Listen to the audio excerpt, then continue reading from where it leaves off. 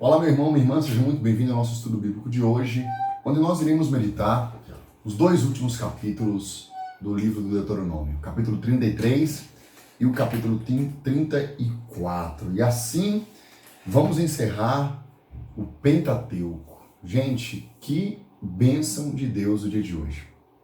Olha, nós estamos aí há 1 ano e 9 meses fazendo um estudo bíblico. Com uma meta diária, de todos os dias pegarmos 15 minutos por dia para fazermos estudo bíblico. E começamos dia 1º de janeiro, no ano passado nós fomos fiéis no Instagram, né? E aí esse ano a gente trouxe para o YouTube, desde o livro do Gênesis, melhor, para cá a gente trouxe a partir do livro do Levítico, né? E quanta bênção, já vimos todo o Novo Testamento, os 12 profetas menores, e agora estamos concluindo a Torá, o Pentateuco. Então, eu estou muito feliz por isso, muito feliz mesmo. Pega comigo a tua Bíblia e vamos juntos ler o capítulo 33 e o 34 do livro do Deuteronômio. Em nome do Pai, do Filho e do Espírito Santo, amém. Senhor, derrama a tua força sobre nós, a tua graça, para que sejamos iluminados pela tua luz e assim fazemos a tua vontade. Amém. Muito bem, vamos lá então, capítulo 33, as bênçãos de Moisés. Bem, este poema é atribuído a Moisés, foi acrescentado no fim do Deuteronômio, entre o anúncio da morte de Moisés e a narrativa da sua morte. E representa o seu testamento, do mesmo modo que as bênçãos de Jacó, narrado em Gênesis capítulo 49. Apresenta sobre todas as tribos uma coleção de ditos que devem ter tido uma experiência individual, né? Então vamos ver aqui um poema que se acrescenta ao livro de Deuteronômio a respeito de Moisés. Versículo 1. Esta é a bênção que Moisés, homem de Deus, abençoou os israelitas antes de morrer. Yahvé veio do Sinai, olha a bênção, né? Yahvé veio do Sinai, alvoreceu para eles de Seir, resplandeceu do monte Farã, dos grupos de Cádiz veio a eles, desde o sul às encostas. Tu que amas os antepassados, todos os santos estão em tua mão. Eles se prostraram aos teus pés e correram sob a tua direção. Moisés prescreveu-nos uma lei. A Assembleia de Jacó entra em sua herança. Houve um rei em Jesurum, quando os chefes do povo se reuniram, juntamente com as tribos de Israel. Que Ruben viva e não morra. Ele vai começar agora a abençoar as tribos, né? Assim como Jacó abençoou os seus filhos, né? Vai agora ter a bênção de Moisés para as tribos de Israel. Primeiro ele traz esse contexto de onde veio Israel, de onde veio Deus, Yahvé, dessa experiência de estar na presença de Deus, aos pés do Senhor. E ele vai começar no versículo 6. Que Ruben viva e não morra. E subsista o número pequeno dos seus homens, né? Eis o que ele diz a Judá, segundo o povo. Ouve, Yahvé, a voz de Judá. Então aqui uma ordem a Yahvé, né? A Judá. Ouve, Yahvé, a voz do Judá, e introduze-o em seu povo. Que suas mãos defendam o seu direito e o auxiliará contra os inimigos. Próximo filho, né? Próxima tribo. Levi. A Levi ele diz: dá a Levi teus urim e teus tumim ao homem que amas, que puseste a prova em massa e que querelaste junto às águas de Meriba. Ele diz de seu pai e mãe: nunca os vi. Ele não reconhece mais seus irmãos e ignora seus filhos. Sim, eles observam a tua palavra e mantêm a tua aliança. Eles ensinam tuas normas a Jacó e tua lei a Israel. Então, veja, eles observam a tua palavra e mantêm a tua aliança. Palavra para nós, né? Eles oferecem incenso às tuas narinas e holocaustos sobre o teu altar. Abençoa a sua força, ó Yahvé, aprecia as obras de suas mãos, fere os rins dos seus adversários e dos que odeiam, para que não se levantem. Então, de Levi, traz essa palavra. Benjamim. A Benjamim ele diz: o amado de Yahvé repousa tranquilo junto a ele. Então, o amado do Senhor repousa tranquilo. O Altíssimo protege todo dia e ele habita entre as suas encostas. Então, que palavra abençoada de Benjamim, né? A José ele diz: sua terra é bendita de Yahvé. Dele é o melhor carvalho do céu e do abismo subterrâneo, o melhor dos produtos do sol e o melhor do que cresce nas luas, as primícias dos montes antigos e o melhor das colinas de outrora, o melhor da terra e do seu produto, e o favor do que habita na sarça. O favor do que habita na sarça. Quem é que habita na sarça? Deus. Deus vai ser favorável com a tribo de José. Que a cabeleira abunde sobre a cabeça de José, sobre a afronta do consagrado entre os irmãos. Ele é seu tesouro primogênito, a glória lhe pertence. Seus chifres são chifres de búfalo, com ele investe contra os povos, até as extremidades da terra. São estas as miríades de Efraim, e estes os milhares de Manassés. Então, temos Efraim e Manassés, que são os povos de José. A Zabulon, ele diz: ser feliz em tuas expedições, Zabulon, e tu, Isacar, em tuas tendas. Já veio a próxima tribo. Nós vemos aqui Rúben, Judá, Levi, Benjamim, José, que é a tribo de Efraim, né? E Manassés. Agora vem Zabulon e Isacar. Sobre a montanha em que os povos invocam, ali oferecem sacrifícios de justiça, pois exploram as riquezas marinhas e os tesouros escondidos na areia. Então a Zabulon ele vai dizer: ser feliz em tuas expedições, Zabulon. E a Isacar ele vai dizer: ser feliz em tuas tendas. A Gade ele diz: bendito aquele que dá espaço a Gade. Ele repousa como leoa, após destroçar braço, face e crânio.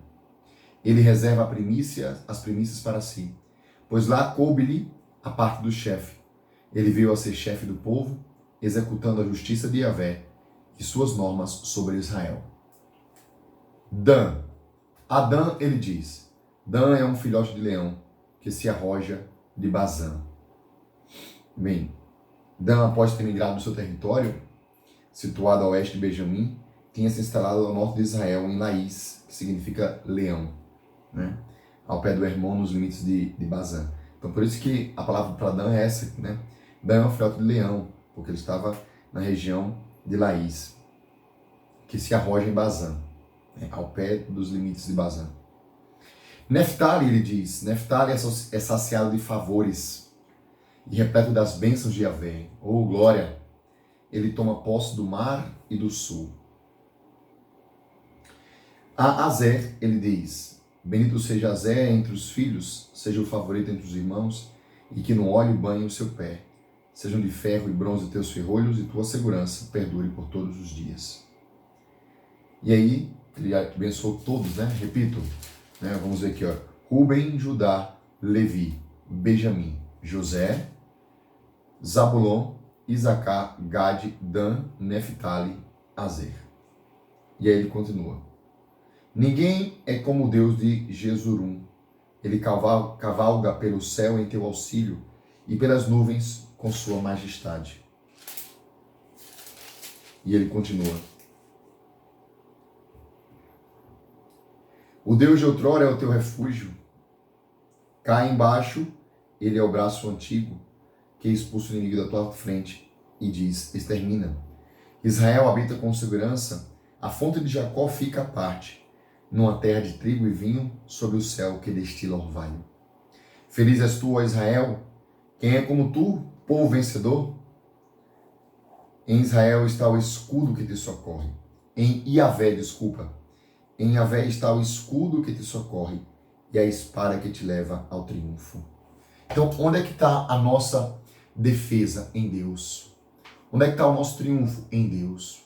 Em Deus está o nosso escudo que nos defende em Deus está a nossa espada que nos dá a vitória.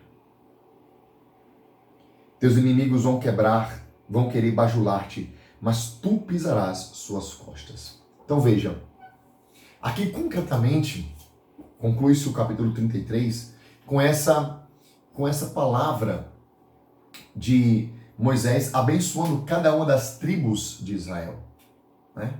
Então é uma grande bênção, de fato, essa experiência que nós vivemos aqui. E o que é que me remete? Primeiro, entender que o patriarca Moisés, ele lança a bênção sobre todas as tribos, porque ele conduzia a tribo. Ele vai morrer, então ele vai abençoar. E é assim que as pessoas faziam, nós vamos ver em outros trechos aqui, né? Isaac, quando foi morrer, chamou Esaú para abençoar, e depois Jacó, que recebeu a bênção. Abraão, antes de morrer, abençoou Isaac. Jacó abençoou todos os seus filhos, as suas tribos, né? E dizendo que cada um deles iria viver, acontecer, né? Ou seja, nós também precisamos abençoar os nossos filhos, a nossa família. Precisamos abençoá-los, né? Viver essa experiência da bênção de Deus sobre as nossas casas. E abençoar a nossa família, abençoar a nossa casa, porque as palavras têm poder de abençoar, assim como tem poder de amaldiçoar. Por isso que é mal dizer mal, né? Aí agora entramos no capítulo 34, vamos concluir o livro do Deuteronômio. Moisés subiu então das estepes de Moabe, né? Para o monte Nebo, o cume do Fasga, que está diante de Jericó. Hoje fica ali na Jordânia, tá? E Yahvé mostrou-lhe toda a terra, de Galaade até Dan, todo Neftali, a terra de Efraim, Manassés, toda a terra de Judá até o mar ocidental, o Neguebe, o distrito da planície de Jericó, cidade das palmeiras até Segor. E Yahvé lhe disse: esta é a terra que sob juramento prometi a Abraão, Isaque e Jacó, dizendo: eu darei a tua descendência. Eu a darei à tua descendência. Eu a mostrei aos teus olhos, tu, porém, não atravessarás para lá.